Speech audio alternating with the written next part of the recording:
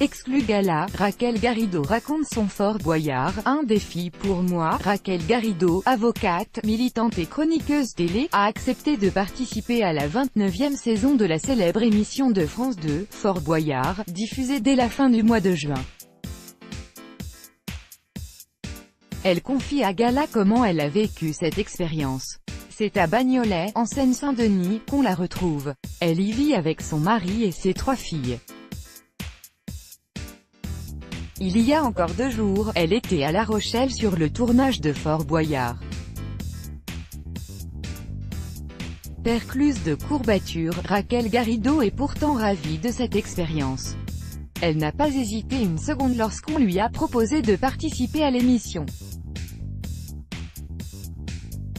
Quand je suis arrivée du Canada en France avec ma famille dans les années 90, raconte-t-elle, c'était l'un des programmes que je regardais. Un bon souvenir donc pour l'avocate, ex-porte-parole de la France Insoumise, aujourd'hui chroniqueuse dans l'émission de Thierry Ardisson. Salut les terriens, au Québec, nous étions habitués avec ma sœur à voir des séries américaines, comme le Cosby Show, alors les feuilletons diffusés en France, comme Hélène et les garçons, nous ont paru un peu archaïques. Mais Fort Boyard plaisait à toute notre famille. Guillermo Garrido, le papa, avait, il est vrai, l'habitude d'organiser chaque année des olympiades familiales. Raquel a bien sûr annoncé à ses parents, retourner vivre dans leur pays, le Chili, dont ils avaient fui la dictature peu après sa naissance, qu'elle prenait part à cette aventure. Ils ont tout de suite voulu qu'elle leur envoie des photos du tournage. Ses filles, Victoria, 18 ans, Inès, 15 ans, et Barbara, 5 ans, tout comme son époux, le député de la France Insoumise Alexis Corbière, souhaitaient eux aussi tout savoir de cette expérience. C'est dit, a été un défi pour moi, reconnaît-elle. J'ai certes été très sportive à l'adolescence. Au Canada, à 14 ans, j'étais arbitre de hockey sur glace féminin de haut niveau.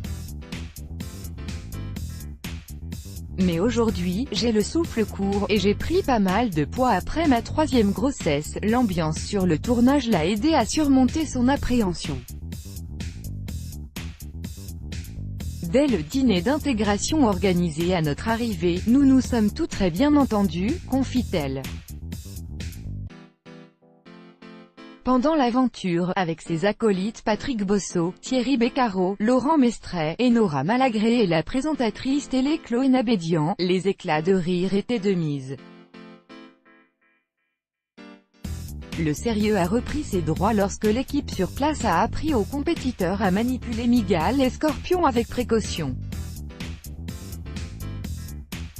Le hissage dans de grands filets pour gagner le fort, où l'on ne peut accoster, avait d'entrée de jeu fortement impressionné les participants. Raquel Garrido sourit d'avoir parfois été parfaitement ridicule.